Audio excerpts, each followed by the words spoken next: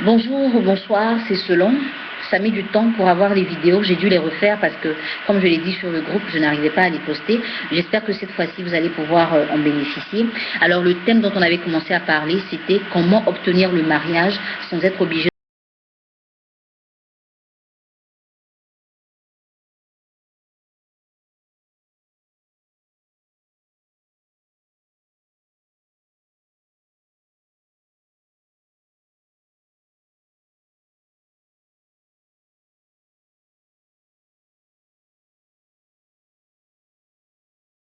de se battre pour avoir cette cote-là et tout faire pour la garder le plus longtemps possible.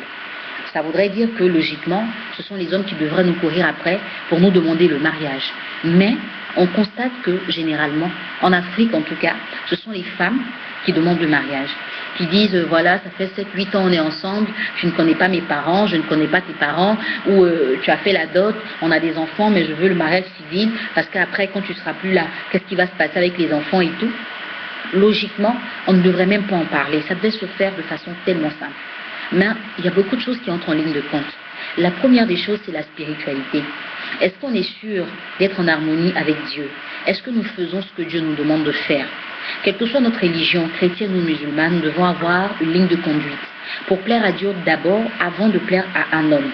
Alors, est-ce que pour nous, il est indispensable d'être des maîtresses, de passer le plus clair de notre temps à sortir avec des hommes mariés, de priver certaines femmes de leur mari, certains enfants de leur papa, de leur étirer de l'argent, de leur faire du chantage parce qu'on est belle et qu'on assure au lit ou on a tous les atouts. Et après, quand on a pris de l'âge, chercher à avoir notre homme à nous, toute seule. Est-ce qu'il est bon aussi pour nous d'être des papillons voyageurs, aller d'homme en homme quand on est jeune, et à 35-40 ans, quand il n'y a pas de mariage, se réfugier dans une église, passer 5 jours sur 7 à jeûner et 7 jours sur 7 à prier? Est-ce que c'est ce que Dieu nous demande? Je ne crois pas. Dans certaines familles, il y a des malédictions qui existent. Et il y a certaines filles qui se permettent de dire, oui, dans notre famille, on ne se marie pas parce que ma maman n'a pas été mariée, ma grand-mère n'a pas été mariée, et voilà, on est dedans. Mais non. Si vous pensez que c'est une malédiction, c'est pour ça que vous êtes chrétienne ou musulmane, il faut prier pour vous détacher de cette malédiction. Si vous pensez que c'est une tendance, vous avez le choix de l'arrêter ou de la continuer. Alors ne prenez pas ces prétextes-là pour dire moi je vais faire le tour des hommes et après quand je serai casée, si j'ai un enfant, c'est ça le plus important. Non. Donc la première des choses, c'est se mettre en harmonie avec Dieu. Selon la communauté qu'on fréquente, selon notre religion, on sait ce qu'on a à faire quand on n'est pas encore marié. Je ne vais pas faire d'évangélisation, mais je veux juste dire que c'est très important. Il faut qu'on soit en communion parfaite avec Dieu. Il faut qu'on soit propre devant Dieu pour demander des choses. Et il faut toujours mettre Dieu au devant de tout. La deuxième chose que je vais vous donner, c'est un conseil. Certaines filles qui ne sont pas en couple ou qui ne vivent même pas de concubinage, quand elles ont un petit ami, elles ont la mauvaise habitude de laisser leurs affaires personnelles chez ces hommes, soi-disant, si après moi une autre vient, elle saura que j'existe. Mais mesdames, vous vous mettez en danger. Elles n'ont pas besoin de voir votre pagne, votre soutien, votre slip, votre peigne avec vos cheveux dedans pour savoir que vous existez. Je suis désolée. Et ce que vous ignorez, c'est qu'aujourd'hui à Abidjan, il y a des femmes qui adorent la compétition. Il y a des femmes qui ne sont attirées que par des hommes déjà pris. Quand elles voient un homme avec une alliance au doigt, c'est à ce moment-là qu'elles sont super excitées parce qu'elles se disent au moins il y a de la concurrence. Il va me comparer avec sa femme, il va se rendre compte qu'il a fait le mauvais choix et il me prendra, il va la laisser tomber. Alors si vous tombez sur une femme comme ça, même si vous voulez laisser toutes vos affaires, ça ne l'intéresse pas. Tout ce qu'elle cherche, c'est vous faire partir. Est-ce que vous ignorez si ces femmes-là qui viennent après vous pratiquent des choses pas claires, si elles consultent des marabouts ou des féticheurs, vous laissez vos photos, vous laissez votre éponge, vous laissez votre pagne, vous leur donnez comme ça des éléments très importants pour vous envoûter. Et tenez-vous bien, aujourd'hui, la tendance chez les marabouts, ce n'est pas il faut rendre ma camarade folle, ou bien il faut la tuer, ou il faut la rendre malade. Non, elles ont changé de tactique. Elles vont aujourd'hui pour dire arrange-toi pour que l'homme que nous avons en commun la prenne au lit avec un autre, comme ça il prendra tout seul sa décision et il n'aura rien à dire. Vous allez vous rendre compte que dans votre entourage, il y a un homme qui vous fait la cour depuis longtemps, vous ne vous intéressez pas à lui, mais subitement comme ça, il va vous venir à l'esprit, il va vous inviter, vous allez partir, vous allez aller plus loin, même à l'hôtel, et vous faire surprendre par votre partenaire. À ce moment-là, vous ne pourrez pas dire que vous êtes une femme sérieuse. Alors l'autre aura pris votre place. Pourquoi?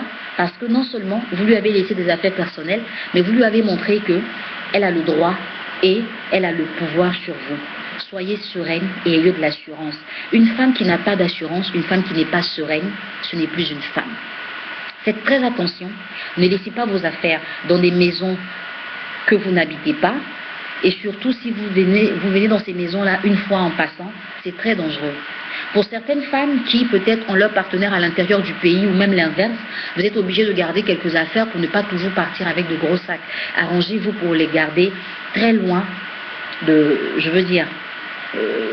mettez-les en sécurité pour que si après vous il y a quelqu'un qui vient, elle n'ait pas accès à vos affaires. La troisième chose, ne déménagez pas chez un homme juste parce qu'il vous le demande. Certaines femmes disent mon chéri m'a dit de venir habiter avec lui parce que quand je ne suis pas là, il se sent seul et tout. Un homme qui se sent seul, qui a besoin d'une femme, il doit faire ce qu'il faut. Et ce qu'il faut, c'est se présenter à vos parents.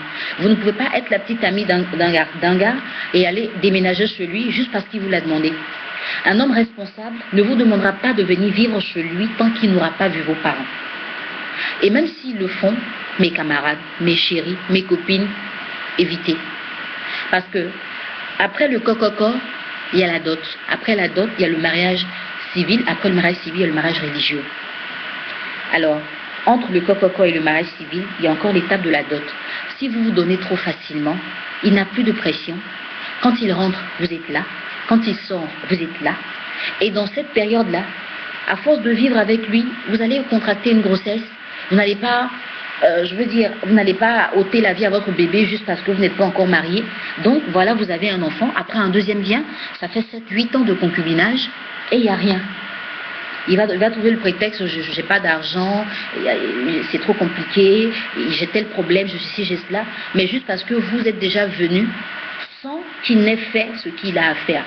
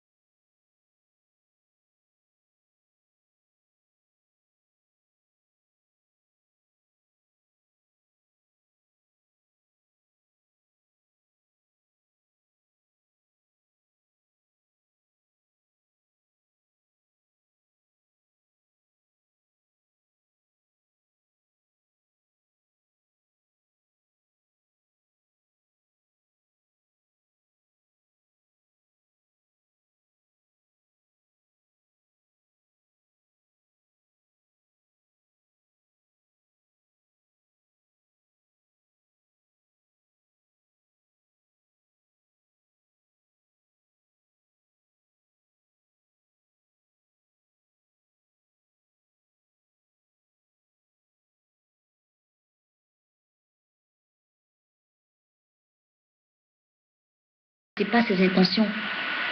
Il y a des filles qui proposent leurs amis à leurs frères.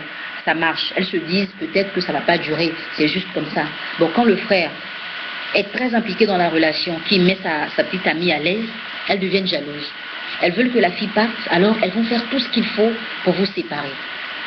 Elles connaissent bien leur frère, ou bien elles connaissent bien leur fils. Quand on parle de la belle-mère, vous venez encore déverser votre vie dans leurs mains, donc elles vous connaissent bien. C'est très facile de savoir qu'est-ce qu'il faut pour vous séparer. Alors faites très attention. Il y a des filles qui, quand elles entrent dans une famille, elles veulent paraître pour la belle-fille exemplaire. Vous faites des cadeaux à tout le monde. Vous êtes gentil avec tout le monde.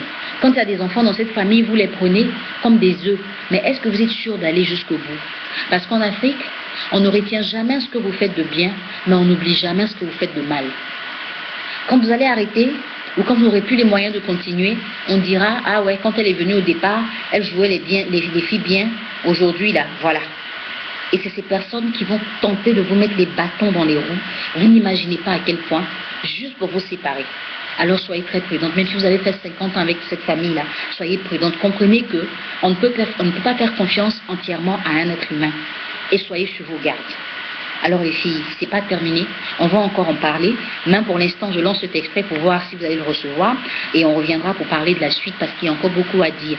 L'objectif, c'est d'obtenir le mariage sans être obligé de le quémander. J'espère que ce que j'ai dit va vous servir et on continue la discussion sur le groupe.